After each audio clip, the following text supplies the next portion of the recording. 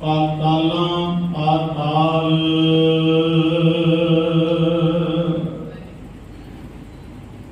लख आगासां आगास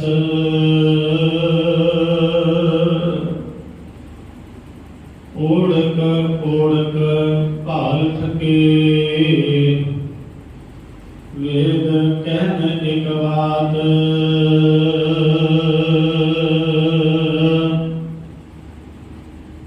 पाताला पाताल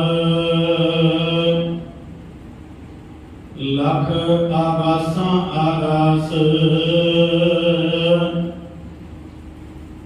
उड़क उड़क भाल थके वेद कहने गवात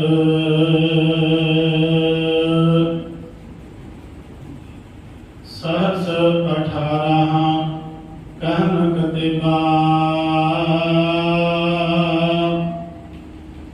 असुरु एक धात लिखा हुए तां लिखिया लिखा हुए विनाश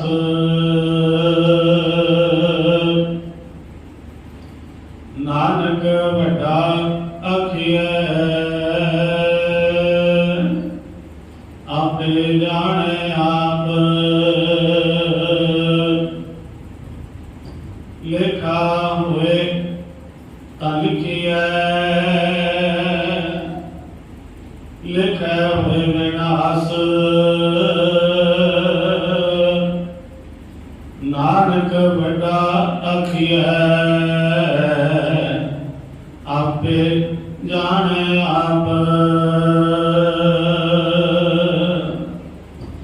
वाहिगुरू जी का खालसा वाहिगुरू जी की फतेह। परम ते सन्मानयोग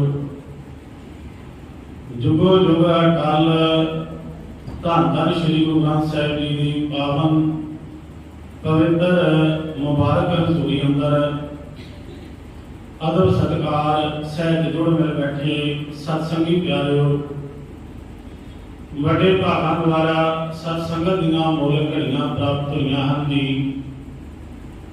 प्रेम भावना प्यार अदब सत्कार सहज आप जियां ने सिमरन विच अपनी रसना नूं पवित्र करदिआं गुरु चरनां विच बैठ के आनंद माणिया है, एकाग्रता बनी है।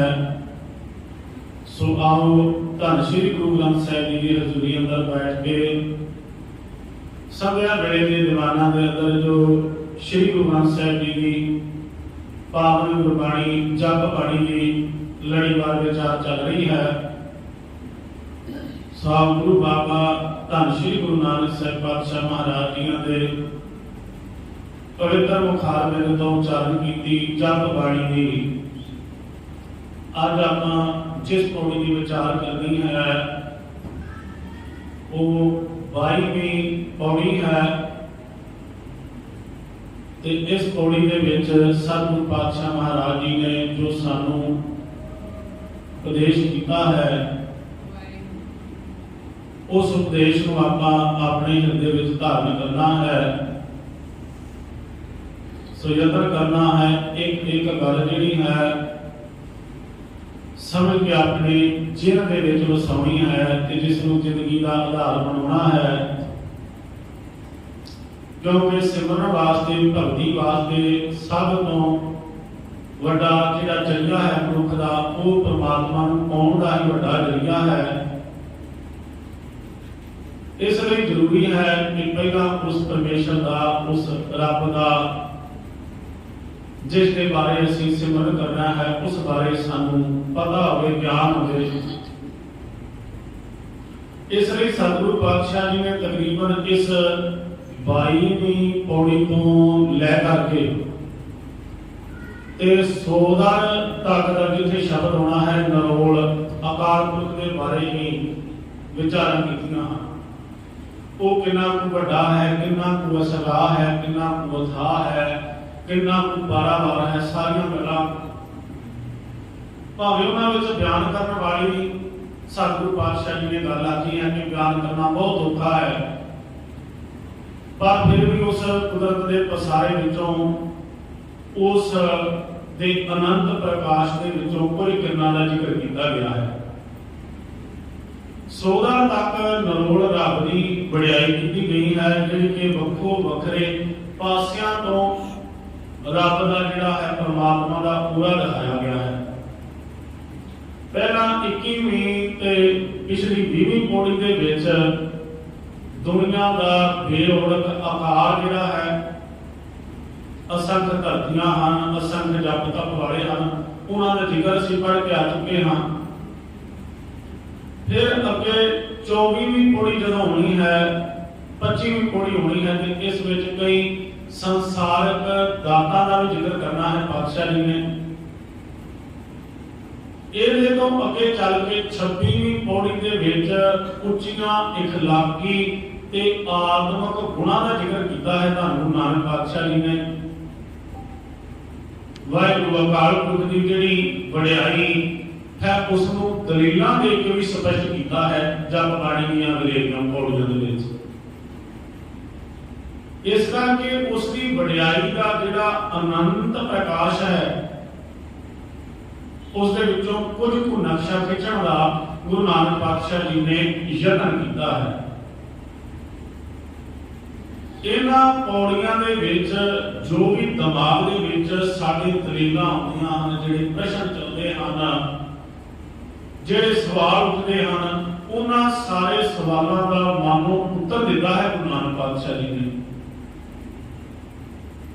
साडी दिमागी ताकत जिन्ना कुछ सोचदी है, जो दृष्टमान संसार में जो वापरदा है, जो विखाई दिंदा है, इथों तक इन्हां पतालां, आकाशां, तारा मंडल, धरतियां, पानी ते सारे पसारे के बारे जो भी जिक्र है उसका जिक्र किया है धन गुरु नानक पातशाह जी ने। इस विच एक दरबार की गल करके पातशाह जी ने ਉਹਦੇ ਵਿੱਚ ਲੱਖਾਂ ਹੀ ਉਸਦੀਆਂ ਤਾਕਤਾਂ ਦਾ ਜ਼ਿਕਰ ਕੀਤਾ ਹੈ, ਜਿਨ੍ਹਾਂ ਵਿੱਚ ਦੇਵੀ ਦੇਵਤਿਆਂ ਨੂੰ ਲੋਕੀ ਰੱਬ ਮੰਨਦੇ ਸਨ ਕਿ ਇਹ ਮਾਰਨ ਵਾਲੇ ਹਨ, ਰਿਜ਼ਕ ਦੇਣ ਵਾਲੇ ਹਨ, ਜਨਮ ਦੇਣ ਵਾਲੇ ਹਨ। ਪਾਤਸ਼ਾਹ ਜੀ ਨੇ ਆਖਿਆ ਹੈ ਮਾਰਨ ਚਵਾਲਣ ਤੇ ਰਿਜ਼ਕ ਦੇਣ ਵਾਲਾ ਕੋਈ ਦੇਵਤਾ ਨਹੀਂ ਹੈ। ਇਹਨਾਂ ਉਸ रब के पसारे के विचों ही सारियां खेडां ते ताकतां जन्म लैंदियां हन। मारा रख है एको आप मानुख कह किश ना ही हाथ, जीवालन दे पालन का अधिकार तां उस रब नूं है, ना कि किसी देवी देवते नूं। इस करके सतगुरु पातशाह महाराज जी ने उस 100 दर के दरवाजे तक जितने भी भगत हैं, सिमरन वाले हैं, जग्यासु हैं, पातशाह जी ने आख्या हाथ बधे हुए खड़ोते ने तो रब के गुण गा रहे हैं कि परमात्मा तेरा कोई पारावार नहीं है। आओ आज आप इस पौड़ी की विचार करते हैं। इस पौड़ी के अखीर से जी गल पातशाह जी ने जोर दे के आखी है उस तो अज की विचार की प्रमुखता करें। कोई कुछ समय के वास्ते अपने मोबाइलों को साइलेंट पे लाओ, एकाग्रता बनाओ, रसना पवित्र कर दिया खेती। वाहिगुरु जी का खालसा, वाहिगुरु जी की फतेह। इस पौड़ी के विच जिहड़ी अखीरली पंक्ति है जो उसके ऊपर असीं ध्यान दिता तां सारे पसारे की समझ पै जाती है। जिथे पातशाह दे हन लेखा हुए तां लिखिए, लिखा होए विनाश, कि जे उस परमात्मा दे कुदरत दे पसारे दा कुछ लेखा लिखिया जा सकता होवे तां उस नूं लिखण दा असीं यतन करिए। लेखा होए तां लिखिए, लेखा होए विनाश, पर लेखा दा विनाश दा अर्थ मुक जाता है, लेखा लिखण वाला भी मुक जाता है। उसकी जितनी को आत्मा है, जितनी को उसकी उम्र है, वो सारी लेखे विच ही मुक जाती है, क्योंकि उसका अंत जिहड़ा है उसका लेखा नहीं लिखा जा सकता। लेखा होए ना लिखिए, लेखा होए विनाश, नानक बड़ा आखिए आपे जाना आप उस परमात्मा नूं वड्डा आखीए जिहड़ा वड्डा दाता है। तो अपनी कुदरत दे अपने पसारे दा सारा कुछ जिहड़ा है आप ही जानता है। शरीरी पौड़ी दे विच जो आपां सरवण कीता सी उत्थे पातशाह जी ने ये वचन जोर दे करके आखे सन, क्यों कर आखा किव सा लाही क्यों भरनी क्यों जाना, नानक आखण सब को आखे एक दू एक सियाना, वड्डा साहिब वड्डी नाई कीता जाका होवे। वो मालक वड्डा है, नाई का अर्थ इत्थे माया भी है तो उस परमात्मा का नाम भी है। उसकी माया भी वड्डी है जिहड़ी जगत नूं व्याप रही है, उसका नाम भी वड्डा है। वड्डा साहिब वड्डी नाई कीता जाका होवे, जिस तो सारा कुछ कीता जिहड़ा है संसार विच वापरिया है। सारियां खेडां वो परमात्मा रच रहा है। हुण आपां इस पौड़ी की आरंभता करते हैं जिथे पातशाह महाराज जी ने इस विच कुछ गिणती दे हिंदसियां का भी जिक्र किया है। सतगुरु पातशाह उच्चारण करते हैं पाताला पाताल, जिसनों करना लगा के उच्चारण करना है। कई बार असीं पताला पताल ही पढ़ते हैं। पाताला पताल लख अगासा अगास, लख शब्द पे ध्यान दिओ जे लख दे खखे दे थले औंकड़ नहीं लगा होया। जे तां लख दे खखे दे थले औंकड़ होवेगा तां इसका अर्थ होवेगा एक वचन, भाव एक लख गिनती। हुण इत्थे लख दे खखे थले औंकड़ नहीं, ये की है बहुवचन। ਇਹਦਾ मतलब ਲੱਖ ਗਿਣਤੀ ਦਾ नहीं, ਲੱਖ कोई भी गिनती नहीं। जिवें असीं किते भीड़ होवे इकट्ठ होवे बहुत ज्यादा गिनती होवे ना तां साडे ਜਿਹੜਾ ਜ਼ਬਾਨ ਤੇ ਸ਼ਬਦ ਚੜਿਆ ਅਸੀਂ ਆਖਦੇ ਆ ਉੱਥੇ ਲੱਖਾਂ ਹੀ ਬੰਦਿਆਂ ਦਾ ਇਕੱਠ ਸੀ। ਭਾਵ ਜਿਹੜੀ ਗਿਣਤੀ ਅਸੀਂ ਕਰ ਨਾ ਸਕਦੇ ਹੋਈਏ ਉਸ ਨੂੰ ਅਸੀਂ ਸ਼ਬਦ ਵਰਤ ਲੈਂਦੇ ਆ ਕਿ ਲੱਖਾਂ ਬੰਦਿਆਂ ਦਾ ਇਕੱਠ ਸੀ, ਭਾਵ ਅਣਗਿਣਤ ਸੀ।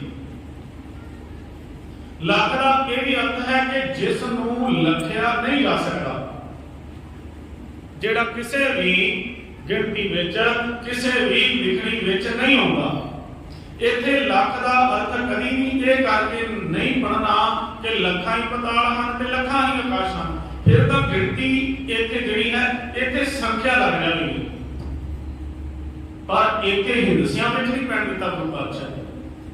ਜੇਕਰ ਉਹਨਾਂ ਆਖਿਆ ਸੱਤ ਪਤਾਲ ਹਨ ਤੇ ਸੱਤ ਹੀ ਆਕਾਸ਼ ਹਨ ਤਾਂ ਗੁਰੂ ਨਾਨਕ ਪਾਤਸ਼ਾਹ ਜੀ ਨੇ ਆਖਿਆ ਨਹੀਂ, ਕੁਦਰਤ ਦਾ ਪਸਾਰਾ ਇਸ ਤੋਂ ਵੀ ਅੱਗੇ ਦੀ ਗੱਲ ਹੈ। ਇਹ ਕੁਦਰਤ ਦਾ ਪਸਾਰਾ, ਬ੍ਰਹਿਮੰਡ ਦਾ ਪਸਾਰਾ ਉਸ ਪ੍ਰਮਾਤਮਾ ਦੀਆਂ ਰੱਬੀ ਖੇਡਾਂ ਜਿਹੜੀਆਂ ਹਨ ਅਣਗਿਣਤ ਹਨ। ਇਸ ਕਰਕੇ ਲੱਖ ਜਿਹੜਾ ਸ਼ਬਦ ਹੈ ਉਹ ਗਿਣਤੀਵਾਚਕ ਨਹੀਂ ਹੈ, ਲੱਖ ਬਹੁਵਚਨ ਹੈ। ਭਾਵ ਜਿਸ ਦੀ ਕੋਈ ਗਿਣਤੀ ਨਹੀਂ, ਜਿਹੜਾ ਅਲੱਖ ਹੈ, ਲਿਖਿਆ ਨਹੀਂ ਜਾ ਸਕਦਾ, ਕੋਈ ਗਿਣਤੀ ਨਹੀਂ। ਜਿਹੜੇ ਪਤਾਲਾਂ ਤੇ ਪਤਾਲ ਹਨ ਤੇ ਆਕਾਸ਼ ਹਨ ਇਹ ਕਿਸੇ ਗਿਣਤੀ ਵਿੱਚ ਨਹੀਂ ਹਨ, ਕਿਸੇ ਲੇਖਣੀ ਵਿੱਚ ਨਹੀਂ ਆਉਂਦੇ ਉਸ ਕੁਦਰਤ ਦੇ ਪਸਾਰੇ ਦੇ ਵਿੱਚੋਂ।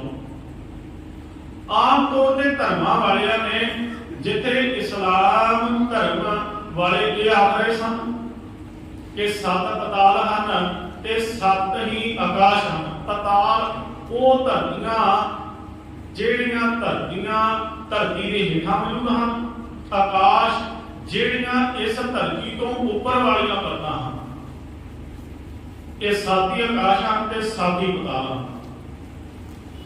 ਤੇ ਸਤਿਗੁਰੂ ਗੁਰੂ ਨਾਨਕ ਪਾਤਸ਼ਾਹ ਮਹਾਰਾਜ ਜੀ ਨੇ ਜਦੋਂ ਬਗਦਾਦ ਦੇ ਵਿੱਚ ਜਾ ਕੇ ਇਹ ਸ਼ਬਦ ਗਾਇਨ ਕੀਤਾ ਤੇ ਉੱਥੇ ਬਗਦਾਦ ਦੇ ਵਿੱਚ ਪੀਰ ਦਸਤਗੀਰ ਨੇ ਫਿਰ ਪੁੱਛਿਆ ਵੀ ਬਕਾਇਦਾ ਗੁਰੂ ਨਾਨਕ ਪਾਤਸ਼ਾਹ ਜੀ, ਜਿਸ ਦੇ ਬਾਰੇ ਭਾਈ ਗੁਰਦਾਸ ਜੀ ਆਪਣੀ ਵਾਰ ਦੀ ਪੌੜੀ ਦੇ ਵਿੱਚ ਅੰਕਿਤ ਕਰਦੇ ਹਨ। ਫਿਰ ਬਾਬਾ ਗਿਆ ਬਗਦਾਦ ਨੂੰ ਬਾਹਰ ਜਾਏ ਕੀਆ ਸਥਾਨਾ, ਇੱਕ ਬਾਬਾ ਅਕਾਲ ਰੂਪ ਦੂਜਾ ਰਬਾਬੀ ਮਰਦਾਨਾ।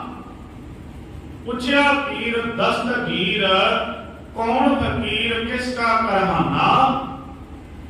ਪੀਰ ਦਸਤਗੀਰ ਨੇ ਇਹ ਪੁੱਛਿਆ ਵੀ ਭਈ ਇਹ ਫਕੀਰ ਕਿੱਥੋਂ ਆਇਆ ਹੈ, फिर जो ये शब्द कायम किया उत्थे पीर दस्तगीर ने आख्या कि साडे विच तां ये आम तौर पर गिनती की जाती है सत पताल ते साधा आकाश जिहड़े अज तक असीं सुनते आए हैं। इत्थे भाई गुरदास जी आखते हैं फिर पीर दस्तगीर नूं इहदा उत्तर देने वास्ते ना पीर दस्तगीर ने आख्या कि पातशाह ये रमजी गल्लां नहीं मेरे समझ पैणियां जिहड़ियां तुसीं करदे हो। मैं तां यकीन मना जे मैनूं सारे इस औरे दे दर्शन करवाओ मैं तां सहमत होवांगा। मैं तां सबूत मंगदा हां मैनूं सबूत दिओ इस चीज़ दा। सत पताल ते सत आकाश जे नहीं हन तां मैनूं बखाना करो कि ये गल सच है। उस वक्त गुरु नानक पातशाह जी ने दस्तगीर का लड़का कोल बैठा होया सी ते कह लगे पीर दस्तगीर ये सारियां गल्लां मैं तेनूं हुण नहीं दसांगा ये तेरा पुत्र ही तेनूं दस देगा। भाई गुरदास जी आखदे ने पुछया पीर तकरार कर एक फकीर बड़ा अताई बेचकला बगदाद दे उस करामात दिखलाई पाताला आकाश लख ओढ़क भाली कथन सुनाई। पुछया पीर दस्तगीर जाहर कला ना छपै छपाई। कह लगे उस वक्त पीर दस्तगीर ते लड़के दा हाथ पकड़ लिया घुट के पकड़ लिया गुरु नानक पातशाह जी ने। इत्थे हुण कई इतिहासकारां ने यह भी लिखिया कि गुरु नानक पातशाह उस नूं लैके ते लखां आकाशां लखां धरतियां में चले गए सन जिहड़ा कि किसी कारण भी गुरु नानक पातशाह जी की विचार धारा के नेड़े नहीं टुकदा। उस वक्त उस पीर दस्तगीर के लड़के ने जब अखां बंद कीतियां तां भाई गुरदास जी आखदे उत्थे तां कुछ खेली वापरे सन पर गुरु नानक पातशाह उस नूं आत्मक तौर ते तारा मंडल दे विच लै गए सन ते उहदी सुरत नूं इन्ना उच्चा कर दिता सी कि उस नूं सारा पूरा जिहड़ा है अपने अंदर विखाई देण लग पिया सी। ये जिहड़ा सारा पसारा है जिवें बाणी के शब्दां विच ही इस सारे बाही पसारे का भगतां ने अपने अंदर जिहड़ा है जिक्र किया है। जदों भगत जी वर्णन करते हैं जो ब्रह्मंडे सोई पिंडे जो ब्रह्मंड का पसारा है वो सारी खेड पिंड दे विच ही है। एक होर गुरबाणी का शब्द बड़ा नेड़े का ढुकमा है दोए दीवे 14 हट नाले आ दो नेत्र हैं जिन्हां दे नाल 14 तबका का संसार वेखिया जा सकता है। दोए दीवे 14 हट नाले जेते जी देते वंडारे खुले हट हुआ व्यापार जो पहुंचे सो चलन हार। बंदे का आ शरीर रूपी जिहड़ा हट है खुल गया है दोवां नेत्रां दे नाल वो कितना कुछ वेख सकता है। इत्थे हुण पीर दस्तगीर दे लड़के का जब हाथ पकड़िया गुरु नानक पातशाह महाराज जी ने ते ओदी सुरत नूं इन्ना उच्चा कर दिता कि उहनूं सारा कुछ उत्थे बैठा विखाई देण लग पिया। कुछ घड़ियां दे बाद सतगुरु पातशाह हुण रमण दीयां गल्लां ओहदे नेत्र बंद ने ते उत्थे ही करी जांदे ने। ओहदे लड़के नूं आख्या कहण लगे तेरे पिता ने फिर नहीं मरना कोल प्रसाद दा कोल भरिया पिया सी। कहण कि इस वक्त जिथे भी तू मौजूद है उथों प्रसाद का कुछ किणका मात्र है।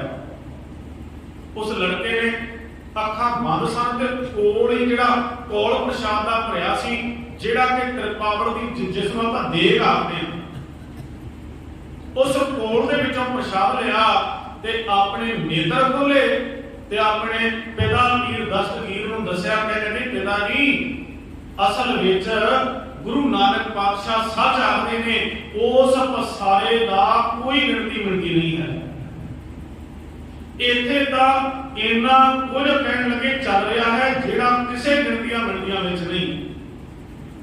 इत्थे पिता जी कई जन्म लग सकते हैं फिर भी उस पसारे का अंत नहीं पाया जा सकता।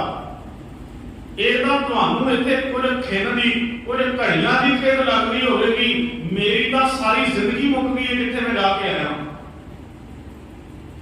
तक मेरी सुरत जाती है अपने पिता को दस्या, कहने लगे पिता जी जिस दी नजर जिन्नी को होवे वो ओना को ही वेख सकता है। मेरी नजर दरवाजे तक जाती है तो मैनू दरवाजा ही नजर आता है। किसी की नजर जिहड़ी है दरवाजे तो अगे नगर के दूजे नगर तक जाती है वो विखाई देता है। पर पिता जी जिन्नी को सुरती का कोई मालक होता है ओना को ही वेख सकता है।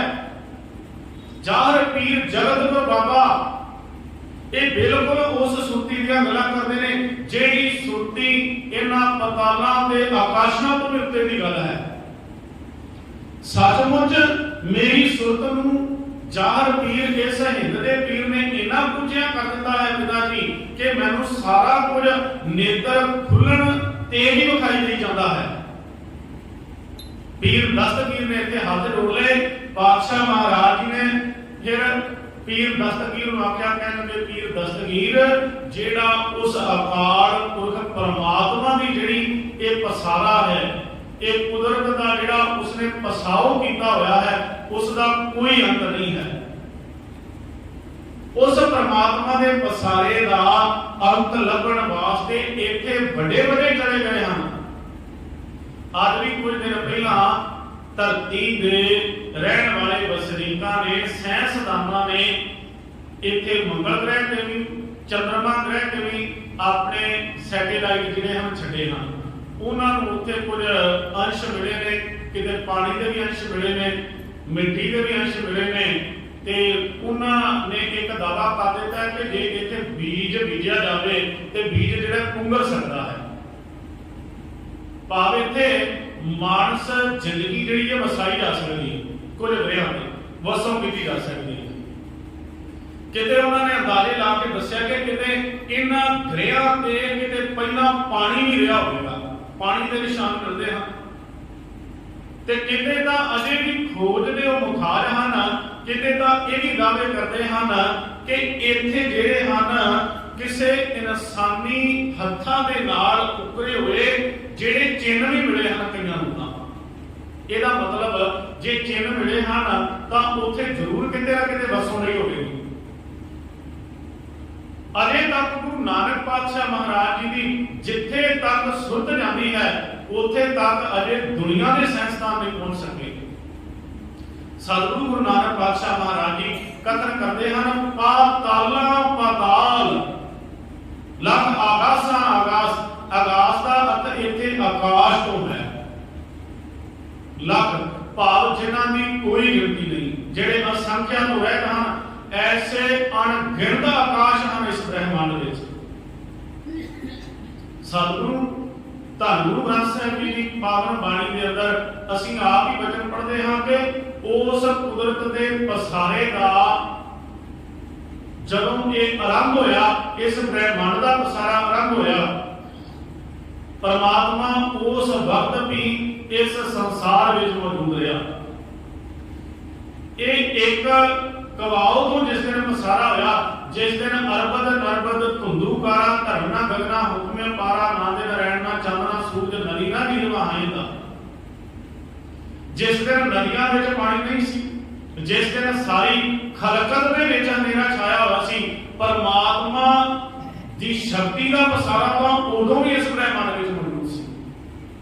फिर उन्हें जदों अपना पसारा कीता पसाओ एको कवाओ, जदों पसारा एक आवाज तो आरंभ होया फिर ओदे तो लखां ही तारा मंडल बन गए।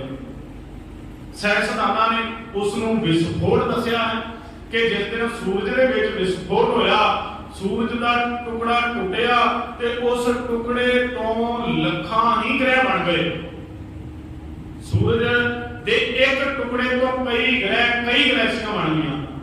ते इधर पातशाह महाराज जी आखदे हन कहणगे ਉਹ ਵਿਸਫੋਟ नहीं असल ਵਿੱਚ ਉਹ ਗਰਜਨਾ ਜਿਹੜੀ ਹੈ ਅਕਾਲ ਪੁਰਖ ਦਾ ਸ਼ਬਦ ਗੂੰਜਿਆ ਬ੍ਰਹਿਮੰਡ ਵਿੱਚ, ਜਿਸ ਸ਼ਬਦ ਦੇ ਪਸਾਰੇ ਤੋਂ ਸਾਰੀ ਕਾਇਨਾਤ ਸਾਜੀ ਗਈ।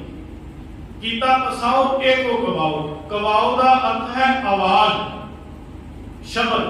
ਕੀਤਾ ਪਸਾਓ ਏਕੋ ਕਵਾਓ ਤਿਸਤੇ ਹੋਏ ਲੱਖ ਦਰਿਆਓ।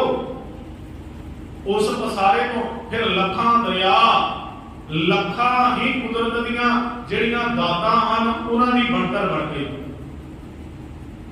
ਪਾਤਾਲਾ ਪਾਤਾਲ ਪਾਤਸ਼ਾਹ ਜੀ ਨੇ ਆਖਿਆ ਗਿਣਤੀ ਦੇ ਹਿੰਦਸਿਆਂ ਵਿੱਚ ਨਾ ਪਾਓ। ਇੱਥੇ ਕੋਈ ਗਿਣਤੀ ਜਿਹੜੀ ਹੈ ਉਨੀ ਕੁ ਕਰ ਸਕਦਾ ਹੈ। ਕਿਸੇ ਨੇ 7 ਦੀਪ ਵੇਖੇ ਹੋਏ ਹਨ, ਕਿਸੇ ਨੇ 1-2 ਗ੍ਰਹਿ ਜਿਹੜੇ ਹਨ ਵੇਖੇ ਹੋਣਗੇ, ਪਰ ਇੱਥੇ ਦਾ ਪਾਤਸ਼ਾਹ ਜੀ ਆਖਦੇ ਹਨ ਉਸ ਪਸਾਰੇ ਦੀਆਂ ਬੇਅੰਤ ਖੇਡਾਂ ਹਨ। ਪਾਤਾਲਾਂ ਪਾਤਾਲ ਲੱਖ ਆਗਾਸਾਂ ਆਗਾਸ, ਓੜਕ ਓੜਕ ਭਾਲ ਥਕੇ ਵੇਦ ਕਹਿਣੇ ਕਵਾਦ। ਓੜਕ ਦਾ ਅਰਥ ਹੈ ਕਿ ਲੱਭ ਲੱਭ ਕੇ, ਓੜਕ ਓੜਕ ਭਾਲ ਥਕੇ ਵੇਦ ਕਹਿਣੇ ਕਵਾਦ। ਇੱਥੇ ਵੇਦ ਸ਼ਬਦ ਵੇਦਾਂ ਤੋਂ ਹੀ ਲਿਆ ਗਿਆ। ਵੇਦ ਤੋਂ ਭਾਵ ਹੈ ਧਾਰਮਿਕ ਗਿਆਨ ਦੇ ਗ੍ਰੰਥ। ਓੜਕ ਓੜਕ ਵੇਦ ਭਾਵ ਧਾਰਮਿਕ ਗ੍ਰੰਥ ਇੱਕੋ ਹੀ ਗੱਲ ਆਖਦੇ ਹਨ ਕਿ ਇਸ ਦੁਨੀਆ ਦੇ ਸਿਆਣੇ ਲੋਕਾਂ ਨੇ ਓੜਕ ਦਾ ਅਰਥ ਹੈ ਲੱਭਣਾ। ਓੜਕ ਓੜਕ ਭਾਵ ਥੱਕਦੇ ਹਨ ਲੱਭ ਲੱਭ ਕੇ।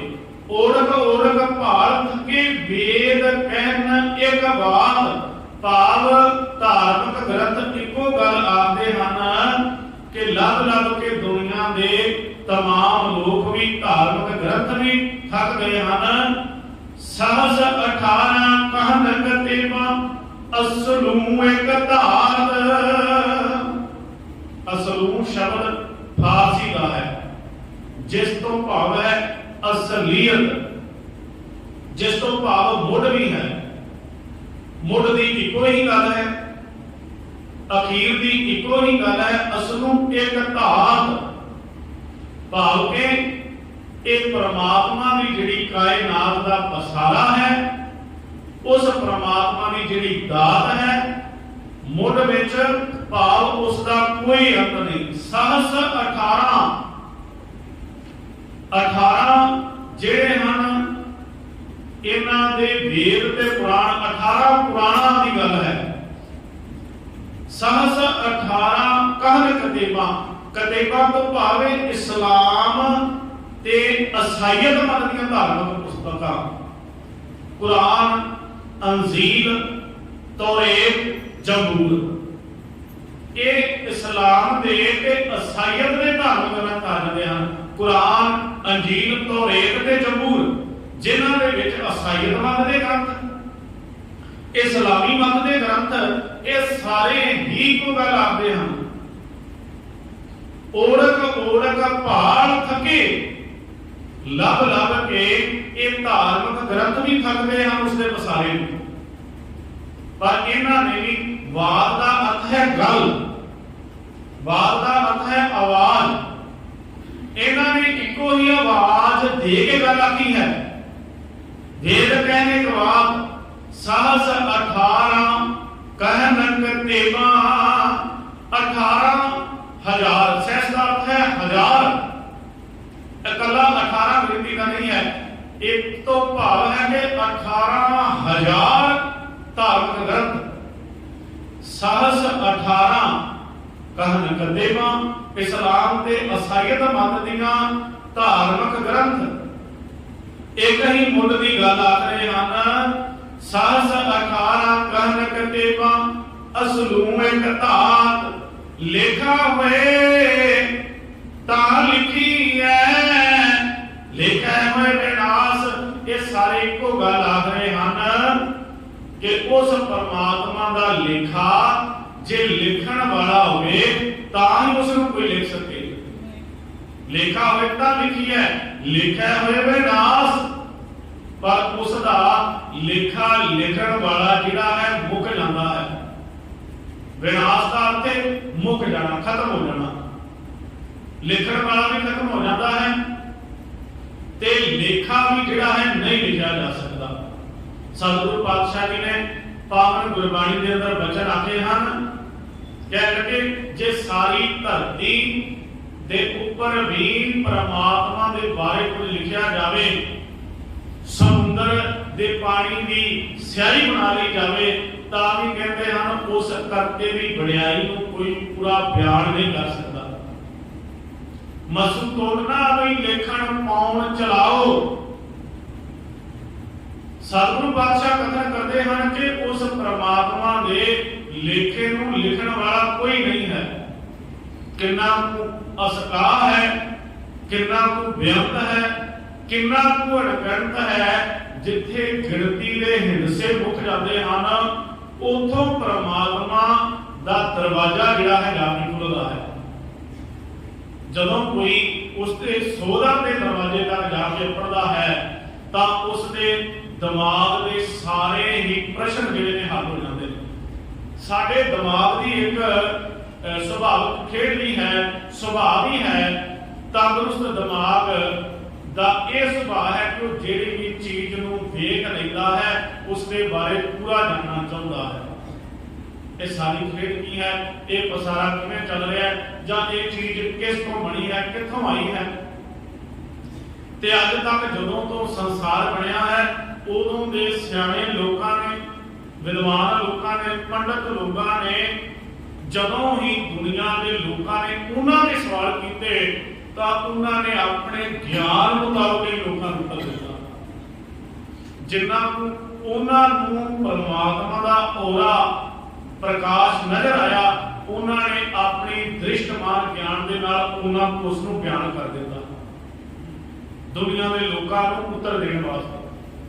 ਪਰ ਅਸਲ ਵਿੱਚ ਇਹ ਉਸ ਪਸਾਰੇ ਦਾ ਜਿਹੜਾ ਹੈ ਪੂਰਾ ਸੰਪੂਰਨ ਜਿਹੜਾ ਹੈ ਉਸ ਦਾ ਗਿਆਨ ਨਹੀਂ ਸੀ।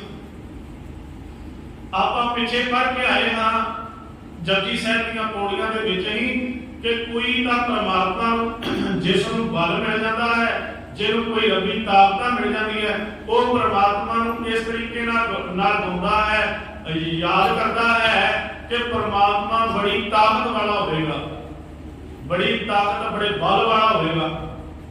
ਤੇ ਕਹਿੰਦੇ ਜਿਸ ਨੂੰ ਪਰਮਾਤਮਾ ਦਾਤਾ ਦੇ ਕੇ ਨਵਾਜ ਦਿੰਦਾ ਹੈ, ਉਸ ਦੀਆਂ ਦਿੱਤੀਆਂ ਦਾਤਾਂ ਨੂੰ ਉਸ ਪਰਮਾਤਮਾ ਦੀਆਂ ਦਾਤਾਂ ਮੰਨ ਕੇ ਉਸ ਨੂੰ ਆਖਦਾ ਵੱਡਾ ਦਾਤਾ ਹੈ। ਇਸ ਤਰੀਕੇ ਨਾਲ ਜਿਵੇਂ ਦਾ ਕਿਸੇ ਨੂੰ ਗਿਆਨ ਮਿਲਦਾ ਹੈ, ਜਿਵੇਂ ਦੀ ਦਾਤ ਮਿਲਦੀ ਹੈ, ਜੋ ਜਿਹਾ ਰੱਬ ਦਾ ਪਸਾਰਾ ਨਜ਼ਰ ਆਉਂਦਾ ਹੈ, ਉਹ ਜਿਹਾ ਨੂੰ ਬਿਆਨ ਕਰ ਦਿੰਦਾ ਹੈ। ਗਾਵੇ ਕੋ ਤਾਣ ਹੋਵੇ ਕਿਸੇ ਤਾਣ, ਗਾਵੇ ਕੋ ਦਾਤ ਜਾਣੇ ਨਿਸ਼ਾਨ, ਗਾਵੇ ਕੋ ਗੁਣ ਵਡਿਆਈਆਂ ਚਾਰ, ਗਾਵੇ ਕੋ ਵਿਦਿਆ ਵਿਖ ਵਿਚਾਰ, ਗਾਵੇ ਕੋ ਸਾਰੀ ਕਰੇ ਤਨ ਕੇ। ਸਾਰਾ ਕੁਝ ਪਾਤਸ਼ਾਹ ਜੀ ਨੇ ਦੱਸਿਆ ਕਿ ਜਿਸ ਮਨੁੱਖ ਦੀ ਜਿੰਨੀ ਕੁ ਬੁੱਧੀ ਕੰਮ ਕਰਦੀ ਹੈ, ਦਿਮਾਗ ਕੰਮ ਕਰਦਾ ਹੈ, ਜਿੰਨਾ ਕੁ ਪਰਮਾਤਮਾ ਨੂੰ ਜਾਣ ਲੈਂਦਾ ਹੈ, ਉਹਨਾਂ ਨੂੰ ਹੀ ਬਿਆਨ ਕਰ ਦਿੰਦਾ ਹੈ।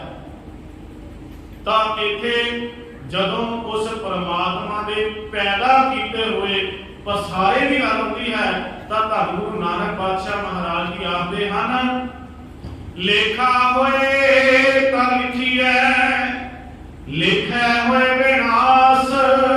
ਜੇ ਉਸ ਦਾ ਲੇਖਾ ਲਿਖਿਆ ਜਾਂਦਾ ਹੋਵੇ ਤਾਂ ਕਹਿਣ ਲੱਗੇ ਉਸ ਨੂੰ ਬਿਆਨ ਕਰ ਦਿੱਤਾ ਜਾਏ, ਪਰ ਉਸ ਦਾ ਲੇਖਾ ਤਾਂ ਮੁੱਕ ਜਾਂਦਾ ਹੈ, ਉਹ ਕਿਸੇ ਲੇਖੇ ਵਿੱਚ ਨਹੀਂ ਆਉਂਦਾ। ਲੇਖਾ ਹੋਏ ਤਾਂ ਲਿਖਿਆ, ਲਿਖਿਆ ਹੋਏ ਵਿਨਾਸ਼। ਨਾਨਕ ਵੱਡਾ ਆਖੀਐ ਆਪੇ ਜਾਣੈ ਆਪ। ਕਹਿਣ ਲੱਗੇ ਉਸ ਪਰਮਾਤਮਾ ਨੂੰ ਵੱਡਾ ਆਖੀਏ, ਨਾਨਕ ਵੱਡਾ ਆਖੀਐ ਆਪੇ ਜਾਣੈ ਆਪ। ਉਹ ਪਰਮਾਤਮਾ ਇਹ ਸਾਰੇ ਪਸਾਰੇ ਦੀ ਖੇਡ ਆਪ ਹੀ ਜਾਣਦਾ ਹੈ। ਸਤਿਗੁਰੂ ਪਾਤਸ਼ਾਹ ਜੀ ਨੇ ਜਿਹੜਾ ਮੂਲ ਮੰਤਰ ਦੇ ਵਿੱਚ ਸਹਿ ਧੰਨ ਸ਼ਬਦ ਵਰਤਿਆ ਨਾ, ਅਸੀਂ ਪਿੱਛੇ ਵੀ ਅਰਥ ਪੜ੍ਹ ਕੇ ਆਏ ਹਾਂ। ਸਹਿ ਧੰਨ ਦਾ ਅਰਥ ਜਿਹੜਾ ਆਪਣੇ ਆਪ ਤੋਂ ਪੈਦਾ ਹੋਇਆ ਹੈ, ਜਿਸ ਨੂੰ ਕਿਸੇ ਨੇ ਪੈਦਾ ਨਹੀਂ ਕੀਤਾ, ਜਿਸ ਨੂੰ ਕਿਸੇ ਨੇ ਬਣਾਇਆ ਨਹੀਂ, ਜਿਸ ਨੂੰ ਕਿਸੇ ਨੇ ਸਾਜਿਆ ਨਹੀਂ। ਇਸੇ ਕਰਕੇ ਸਹਿ ਧੰਨ ਸ਼ਬਦ ਵਰਤਿਆ, ਜਿਹੜਾ ਆਪਣੇ ਆਪ ਤੋਂ ਪੈਦਾ ਹੋਇਆ ਹੋਵੇ, ਜਿਸ ਨੂੰ ਪਾਤਸ਼ਾਹ ਜੀ ਨੇ ਇਹ ਬਚਨ ਵਰਤੇ ਹਨ, ਥਾਪਿਆ ਨਾ ਜਾਏ, ਕੀਤਾ ਨਾ ਹੋਏ, ਆਪੇ ਆਪ ਨਿਰੰਜਨ ਸੋਏ। ਜਿਹੜਾ ਆਪਣੇ ਆਪ ਤੋਂ ਪੈਦਾ ਹੋਇਆ ਹੈ, ਆਪੇ ਆਪ ਨਿਰੰਜਨ ਸੋਏ। ਜਿਨ ਸੇਵਿਆ ਤਿਨ ਪਾਇਆ ਮਾਨ। ਜਿਨ੍ਹਾਂ ਨੇ ਉਸ ਪਰਮਾਤਮਾ ਦਾ ਸਿਮਰਨ ਕੀਤਾ ਹੈ, ਸੇਵਨ ਕੀਤਾ ਹੈ, ਜਿਹੜੇ ਉਸ ਨਾਲ ਜੁੜੇ ਹਨ, ਉਹਨਾਂ ਨੂੰ ਮਾਣ ਮਿਲਦਾ ਹੈ। ਤੇ ਇਸ ਸਾਰੇ ਪਸਾਰੇ ਦੀ ਖੇਡ ਨੂੰ ਉਹ ਕਰਤਾ ਆਪ ਹੀ ਜਾਣਦਾ ਹੈ, ਜਿਸ ਨੇ ਇਹ ਸੰਸਾਰ ਪੈਦਾ ਕੀਤਾ ਹੈ, ਤਾਂ ਆਪਾਂ ਨੂੰ ਫਿਰ ਪਾਵਨ ਬਾਣੀ ਦੇ ਬਚਨ ਪੜ੍ਹਨੇ ਪੈਂਦੇ ਹਨ। ਤੁਧ ਸੰਸਾਰ ਪਾਇਆ ਸਿਰੇ ਸਿਰ ਧੰਦਾ ਲਾਇਆ, ਵੇਖੈ ਕੀਤਾ ਆਪਣਾ ਕਰ ਕੁਦਰਤ ਪਾਸਾ ਢਾਲ ਜਿਓ। ਕਹਿ ਕੇ ਉਸ ਪਰਮਾਤਮਾ ਨੇ ਸੰਸਾਰ ਪੈਦਾ ਕੀਤਾ, ਇਸੇ ਸੰਸਾਰ ਨੂੰ ਧੰਦੇ ਲਾਉਣ ਵਾਲਾ ਸੀ। ਕੁਦਰਤ ਦਾ ਕਿਵੇਂ ਉਸਨੇ ਪਾਸਾ ਢਾਲ ਕੇ ਰੱਖ ਦਿੱਤਾ, ਕਿਸ ਤਰੀਕੇ ਨਾਲ ਕੁਦਰਤ ਸਾਰੀ ਇਹ ਸਾਰੀ ਖੇਡ ਨੂੰ ਆਪ ਹੀ ਜਾਣਦਾ ਹੈ ਕਰਤਾ। ਤਾਂ ਸਤਿਗੁਰੂ ਪਾਤਸ਼ਾਹ ਕਿਰਪਾਲਤਾ ਕਰਦੇ ਨੇ, ਨਾਨਕ ਵੱਡਾ ਕੀ ਹੈ, ਉਸ ਨੂੰ ਵੱਡਾ ਆਖਣਾ ਚਾਹੀਦਾ ਹੈ, ਕਿਉਂਕਿ ਉਹ ਇਸ ਕਰਕੇ ਵੀ ਵੱਡਾ ਹੈ ਕਿ ਇਸ ਸਾਰੀ ਸ੍ਰਿਸ਼ਟੀ ਨੂੰ ਬ੍ਰਹਿਮੰਡ ਨੂੰ ਸਾਜ ਕੇ ਤਾਂ ਕਹਿਣ ਲੱਗੇ ਉਹ ਪਰਮਾਤਮਾ ਆਪ ਜਿਹੜਾ ਹੈ ਕਮਾਲ ਜਿਹਦੀ ਵੀ ਇੱਛਾ ਨਹੀਂ ਰੱਖਦਾ। ਵੱਡਾ ਦਾਤਾ ਤਿਲ ਨਾ ਤਮਾਏ, ਕੋਈ ਇੰਨਾ ਵੱਡਾ ਦਾਤਾ ਹੈ ਜਿਹੜਾ ਲੋਕਾਂ ਨੂੰ ਇਹਨਾਂ ਜੀਵਾਂ ਨੂੰ ਦਾਤਾਂ ਦਿੰਦਿਆਂ ਹੋਇਆਂ ਰੱਤਾ ਜਿੰਨੀ ਵੀ ਤਮਾ ਭਾਵ ਪ੍ਰਾਪਤ ਕਰਨ ਦੀ ਇੱਛਾ ਨਹੀਂ ਰੱਖਦਾ। ਨਾਨਕ ਵੱਡਾ ਆਖੀਐ ਆਪੇ ਜਾਣੈ ਆਪ, ਸਾਰੇ ਪਸਾਰੇ ਦੀ ਖੇਡ ਨੂੰ ਉਹ ਕਰਤਾ ਆਪ ਜਾਣਦਾ ਹੈ। ਧੰਨ ਗੁਰੂ ਨਾਨਕ ਪਾਤਸ਼ਾਹ ਮਹਾਰਾਜ ਜੀ ਕਿਰਪਾਲਤਾ ਕਰਨ ਜੀ। ਇਸ ਪਾਵਨ ਪੌੜੀ 21ਵੀਂ ਪੌੜੀ ਦੇ ਵਿੱਚ ਸਤਿਗੁਰੂ ਧੰਨ ਗੁਰੂ ਨਾਨਕ ਪਾਤਸ਼ਾਹ ਮਹਾਰਾਜ ਜੀ ਨੇ ਇਹਨਾਂ ਸਾਰੇ ਪਸਾਰੇ ਦੀ ਖੇਡ ਦਾ ਜੋ ਵੀ ਬਿਆਨ ਕੀਤਾ ਹੈ, ਧੰਨ ਗੁਰੂ ਨਾਨਕ ਪਾਤਸ਼ਾਹ ਮਹਾਰਾਜ ਜੀ ਆਪ ਹੀ ਇਸ ਦੇ ਅਰਥ ਜਾਣਦੇ ਹਨ। ਜਿਸ ਸੰਦਰਭ ਦੇ ਵਿੱਚ ਸਤਿਗੁਰੂ ਗੁਰੂ ਨਾਨਕ ਪਾਤਸ਼ਾਹ ਜੀ ਨੇ ਸੰਸਾਰ ਨੂੰ ਗਿਆਨ ਦਿੱਤਾ ਹੈ, ਇਸ ਦੇ ਕੇਵਲ ਅਸੀਂ ਸ਼ਬਦੀ ਅਰਥ ਕਰ ਸਕਦੇ ਹਾਂ, ਭਾਵ ਅਰਥ ਕਰ ਸਕਦੇ ਹਾਂ, ਪਰ ਇਸ ਸਾਰੀ ਕਾਇਨਾਤ ਦੀ ਖੇਡ ਨੂੰ ਤਾਂ ਅਕਾਲ ਪੁਰਖ ਆਪ ਹੀ ਜਾਣਦਾ ਹੈ। ਸੋ ਪਾਵਨ ਬਾਣੀ ਦੀਆਂ ਵਿਚਾਰਾਂ ਕਰਦਿਆਂ ਬੇਅੰਤੀ ਭੁੱਲਾਂ ਹੋ ਜਾਂਦੀਆਂ ਹਨ ਜੀ। ਸਤਿਗੁਰੂ ਪਾਤਸ਼ਾਹ ਮਹਾਰਾਜ ਕਿਰਪਾਲਤਾ ਕਰਨ, ਹੋਈਆਂ ਬੇਅੰਤੀ ਭੁੱਲਾਂ ਗਲਤੀਆਂ ਦੀ ਖਿਮਾ। ਵਾਹਿਗੁਰੂ ਜੀ ਕਾ ਖਾਲਸਾ, ਵਾਹਿਗੁਰੂ ਜੀ ਕੀ ਫਤਿਹ।